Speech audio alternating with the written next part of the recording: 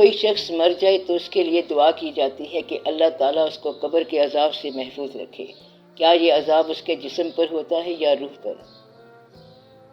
کسی شخص کے قبر کا عذاب جو ہے وہ بعد میں زندہ آدمی کے تصور میں ہے۔ جب ہم کہتے ہیں کہ وہ قبر کے عذاب سے محفوظ ہو جائے تو اصل میں ہم بھی عذاب کے احساس سے آزاد ہو جاتے ہیں۔ قبر کا عذاب اس کے ساتھ جو ہوا سو ہوا، یہ تو زندہ آدمی کے ساتھ ہو رہا ہے جو بعد میں ہے۔ دوزخ کیا ہے؟ مرنے کے بعد کا واقعہ ہے، اور بتایا کب جا رہا ہے؟ زندگی میں۔ لہٰذا زندہ آدمی کے احساس کے اندر دوزخ آ گئی۔ اگر کوئی گناہ یا غلطی کرتا ہے یہ دوزخ میں جائے گا، تو زندہ آدمی کو موت سے پہلے بتایا جا رہا ہے کہ دوزخ کیا ہے، آگ کیا ہوتی ہے۔ زندہ آدمی کو بتایا جا رہا ہے کہ قبر جو ہے یہ ٹائٹ ہوگی، حالانکہ مردہ آدمی کو کیا ہوگا۔ اللہ تعالیٰ نے مردہ آدمی کو ٹائٹ کیا کرنا ہے۔ پھر بتایا جاتا ہے کہ وہاں اندھیرا ہوگا۔ جب آنکھیں ہی نہیں ہوں گی تو اندھیرا کیا ہوگا؟ یہ تو تمہیں بتایا جا رہا ہے، تمہارے احساس پہ غالب کیا جا رہا ہے کہ قبر جو ہے وہ بہت ٹائٹ کرنے والی چیز ہے۔ تو عذاب اس پر بھی ہوتا ہے جو مردہ ہے، اور زندہ رہنے والے پر بھی ہوتا ہے۔ آپ کا حق ہے کہ آپ دعا کیا کرو کہ ان کا عذاب ٹل جائے۔ آپ دعا کیا کرو قرآن پاک پڑھ کر کہ ان کو سکون مل جائے، اور اس طرح تمہیں قرآن کی توفیق مل جاتی ہے۔ دعا کیا کرو کہ اللہ ان پر مہربان ہو جائے، اور ان پر مہربانی ہوگی۔ اس لیے یہ قبر کا عذاب جسے بیان کیا گیا یہ مردے کو ہوگا۔ مردہ جو ہے اس کو اللہ زندہ حالت میں کر دیتا ہے۔ سب سے بڑی بات آپ یاد رکھو کہ زندہ آدمی کو بتایا جا رہا ہے مردے کا عذاب، مردے سے بات نہیں ہوئی ہے۔ یہ آپ لوگوں کو بتایا جا رہا ہے کہ مردے پر عذاب ہوتا ہے، تاکہ زندہ آدمی یہ سمجھ لے کہ جانے والا اتنا دور بھی نہیں چلا گیا، اور وہ تمہارے احساس میں موجود ہے۔ اس لیے آپ اس کا خیال کرو، آپ اس کا دھیان کرو اور بھول نہ جاؤ۔ جانے والے نے کبھی یہ نہیں بتایا کہ میں عذاب میں ہوں۔ جو بھی خبر لینے کے لیے گیا ہے ابھی تک واپس نہیں آیا ہے۔ کوئی بتانے کے لیے آئے گا تو پھر دیکھیں گے۔ فی الحال تو یہ ہے کہ جس کے اعمال اچھے نہیں اس پر عذاب ہے۔ ایک مثال ملتی ہے کہ ایک دفعہ حضور پاک صلی اللہ علیہ وآلہ وسلم قبرستان تشریف لے گئے۔ ایک قبر کے پاس کھڑے ہو گئے۔ فرمایا یہ کس کی قبر ہے؟ صحابہ رضی اللہ تعالیٰ عنہ نے عرض کی فلاں کی ہے۔ آپ صلی اللہ علیہ وسلم نے پوچھا اس کے خاندان سے کوئی ہے؟ صحابہ کرام رضی اللہ تعالیٰ عنہ نے عرض کی کہ اس کی والدہ ہے۔ آپ صلی اللہ علیہ وسلم نے فرمایا چلو اس کے پاس۔ آپ صلی اللہ علیہ وسلم نے فرمایا بات یہ ہے کہ بیٹے کو معاف کر دو۔ عورت غصے میں تھی۔ آپ صلی اللہ علیہ وسلم نے اس سے کہا چلو قبرستان تک، اور اسے ساتھ لے گئے، اور وہ منظر دکھایا جو اس شخص کے ساتھ وہاں قبر میں ہو رہا تھا۔ وہ ماں تھی، اس نے کہا یا اللہ میں نے اسے معاف کر دیا۔ یہ ایک مثال ملتی ہے۔ احساس دلایا گیا کہ ماں کا حق جو ہے جانے والا ساتھ لے جائے تو اس کا جانا آسان نہیں ہے۔ ماں کو بتایا گیا کہ تیری بد دعا جو ہے قبر کا عذاب ہے۔ جانے والے کے لیے قبر کا عذاب کیا ہے؟ ماں کی بد دعا۔ تو یہ زندہ ماں کو بتایا جا رہا ہے کہ تیری بد دعا اس کے لیے عذاب نہ بن جائے، اس لیے تو دعا دے۔ قرضہ لینے والا جس نے قرضہ دیا ہوا ہے اسے بتایا جا رہا ہے کہ تو اسے قرضہ معاف کر دے، نہیں تو اس کے لیے عذاب بن جائے گا، اور اگر اس کا کوئی وارث دے دے تو اسے فوراً معافی دے دی جائے۔ اس لیے اگر جانے والے حق لے کر چلے گئے تو حق معاف کرا لیا جائے، پھر آسانی ہو جاتی ہے۔ تو جانے والے کے لیے انتظام کرو کہ دینے والے کو معاف، لینے والے کو معاف، بزرگوں سے معافی اور بچوں سے پیار، یعنی کہ بالکل آزاد ہو کر جاؤ۔ اس لیے بہتر یہ ہے کہ اپنے آپ کو ہر وقت ہی آزاد رکھو۔ قرضہ خاص طور پر جو ہے یہ مرنے والے کے لیے سخت تکلیف دہ شے ہے، اور ماں کی بد دعا میں مرنا، دل آزردہ کرنا، اور خاص طور پر کوئی ایسی قباحتیں کرنا جسے آپ شرعی احکام کے خلاف کہتے ہو۔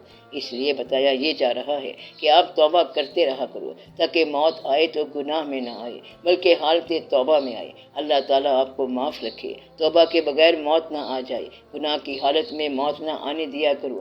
اس لیے فوری طور پر توبہ، ہر وقت توبہ کیا کرو۔ اللہ تعالیٰ مہربانی کرتا ہے، کلمہ پڑھنے والے کے لیے خیریت ہے۔ بس اگر انسانوں کے لین دین صاف ہو جائے تو قبر کا عذاب نہیں ہوتا۔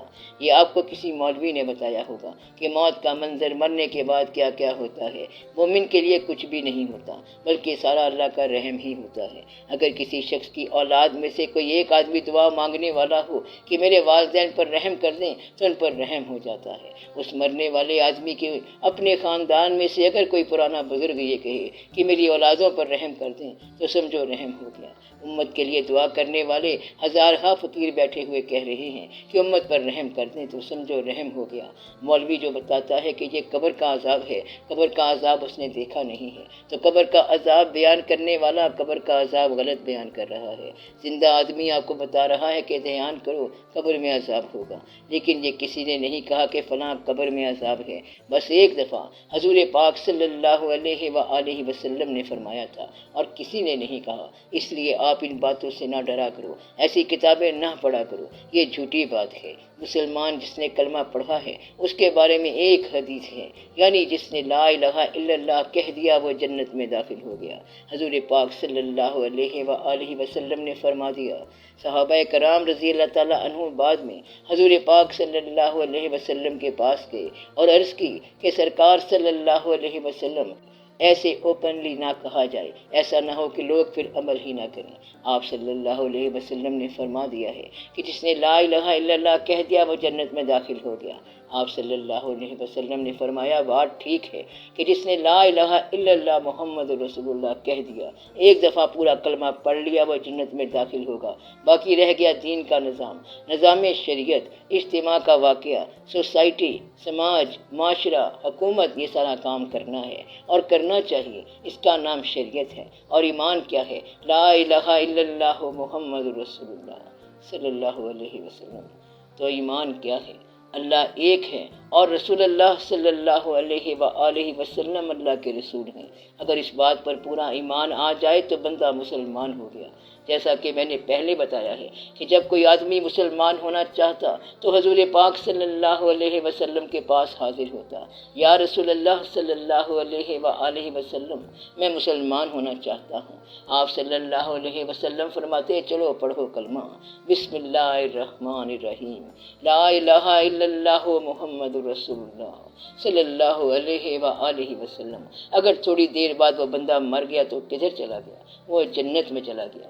کلمہ پڑھنے کے بعد اگر کوئی شخص مر گیا وہ مسلمان ہی ہوگا اور جنت میں جائے گا۔ یہ آپ لوگوں اور آپ کے مولوی صاحبان کے درمیان جھگڑا ہے کہ کلمہ پڑھ کے مر جاؤ لیکن وہ جنت میں نہیں جانے دے گا آپ لوگوں کو۔ اصل میں آپ اپنا کلمہ ایک بار ہی پڑھ لو تو پھر آپ کی آخرت ساری خیریت کے ساتھ ہے۔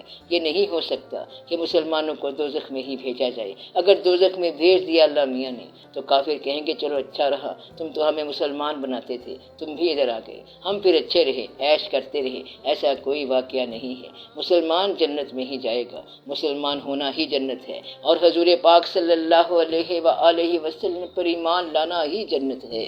جو حضور پاک صلی اللہ علیہ وسلم کا دشمن ہے وہی دوزخ میں ہے۔ جن کو حضور پاک صلی اللہ علیہ وسلم سے نسبت ہے ان کے لیے جنت ہے۔ حضور پاک صلی اللہ علیہ وسلم کا نام لینا ویسے بھی بڑی سعادت ہے۔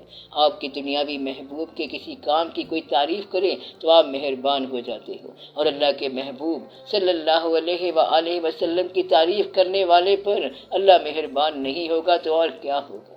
سیدھی سادی بات ہے کہ بس اللہ کے محبوب صلی اللہ علیہ وسلم کی تعریف کرو اور تم پر اللہ مہربان ہو جائے گا۔ اللہ اور اس کے فرشتے مل کر حضور پاک صلی اللہ علیہ وآلہ وسلم پر درود بھیجتے ہیں، تو آپ بھی بھیجو، تم بھی اللہ اور اللہ کے فرشتوں کے ساتھ ہو جاؤ اور درود بھیجو۔ جس نے درود بھیجا دوزخ میں جا سکتا ہی نہیں ہے اور اسے دوزخ میں کوئی بھیج سکتا ہی نہیں ہے۔ یہ کیسے ہو سکتا ہے کہ اللہ تعالیٰ اپنے محبوب صلی اللہ علیہ وآلہ وسلم کے چاہنے والے کو دوزخ میں بھیجے؟ یہ بیان مولوی کا ہے اور کوئی نہیں ہے جو یہ کہے۔ مولوی صاحب کتابیں لکھنے کے شوق میں تمہیں دوزخ دکھا رہے ہیں، اور حقیقت یہ ہے کہ جو شخص حضور پاک صلی اللہ علیہ وسلم کا چاہنے والا ہوگا وہ دوزخ میں جا سکتا ہی نہیں، اسے دوزخ میں بھیجا جا سکتا ہی نہیں ہے۔ اس بات کا حوالہ قرآن پاک کا ہے۔ اللہ تعالیٰ نے فرمایا میرے محبوب صلی اللہ علیہ وسلم یہ کیسے ہو سکتا ہے کہ میں ان پر عذاب ڈالوں جبکہ ان میں آپ موجود ہیں صلی اللہ علیہ وسلم۔ جن میں آپ صلی اللہ علیہ وسلم ہوں وہ دوزخ میں نہیں جا سکتے، جن کے دل میں آپ صلی اللہ علیہ وسلم ہوں وہ دوزخ میں نہیں جا سکتے۔ وَأَنْتَ فِيهِمْ، کیسے ہو سکتا ہے کہ اللہ ان پر عذاب لائے جبکہ آپ صلی اللہ علیہ وسلم ان میں ہیں؟ یعنی کہ اللہ تعالیٰ نے یہ کمٹمنٹ فرما دی یہ کیسے ہو سکتا ہے کہ ان لوگوں پر عذاب ہو جن میں آپ صلی اللہ علیہ وآلہ وسلم ہوں؟ یہ تو اللہ تعالیٰ نے آپ کے پیدا ہونے سے پہلے ہی فیصلہ کر دیا کہ آپ کو اس امت میں پیدا کر دیا۔ اس بات کا شکر ادا کرو، مسلمانوں کے ساتھ دھوکہ نہ کیا کرو۔ دوزخ کے ڈر کا آپ کو اب پرابلم نہیں رہے گا، پرابلم زندگی کا ہے کہ یہ زندگی کیسے گزر رہی ہے۔ یہ تکلیف میں نہ گزرے، آخرت کا آپ کو اندیشہ نہیں ہوگا۔ اس آدمی کو آخرت کا اندیشہ ہے جس نے ماں کو ستایا یا باپ کو ستایا۔ اس آدمی کو اندیشہ ہے جس نے پیسہ سود پر اپنے ہاتھ سے دیا، ذاتی پیسہ سود پر لگا دیا۔ اس آدمی کو اندیشہ ہے جس نے حضور پاک صلی اللہ علیہ وآلہ وسلم کی شان میں تھوڑا سا کمزور فکرہ کہہ دیا۔ ان سب کو اندیشہ ہے، باقی اندیشہ کوئی نہیں ہے۔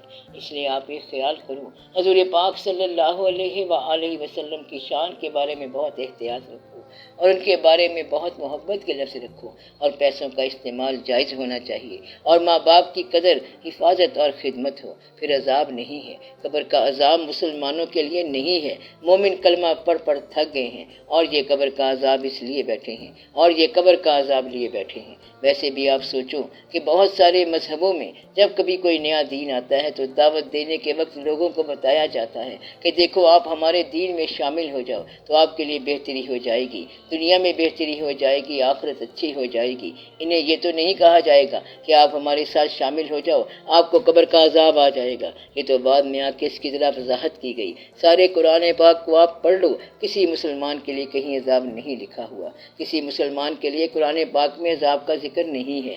عذاب کس کے لیے ہے؟ کافروں کے لیے، منافقوں کے لیے۔ منافق وہ جو مسلمان نام رکھتے ہیں اور کام کافروں والا کرتے ہیں۔ کسی مسلمان کے لیے کوئی عذاب نہیں ہے۔ مسلمانوں کے لیے یہ فرمایا گیا ہے کہ ان کو بشارت دے دو، ان کو ایسی جنت کی بشارت دے دو جس کے نیچے نہریں ہوتی ہیں، ان کو ہمیشہ خوشحالی کی بشارت دے دو۔ مسلمانوں پر کمپیریٹیولی اللہ تعالیٰ نے بڑی مہربانی فرما دی ہے۔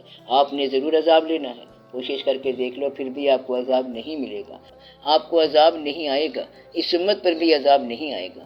بادشاہ ہزار غلطیاں کرے، رعایا ہزار غلطی کرے، سیاستداں ہزار غلطی کرے، پھر بھی عذاب نہیں آئے گا۔ اس امت کے لیے مہربانی ہے، اس کو تکلیف آتی ہے، عذاب نہیں۔ عذاب سے پہلی امتیں مسخ ہو گئیں، چہرے خراب ہو گئے، وہ عذاب تھے۔ آپ کو وارننگ آتی ہے اطلاع کے لیے کہ خدا کے لیے ہوش کرو، انسان بنو۔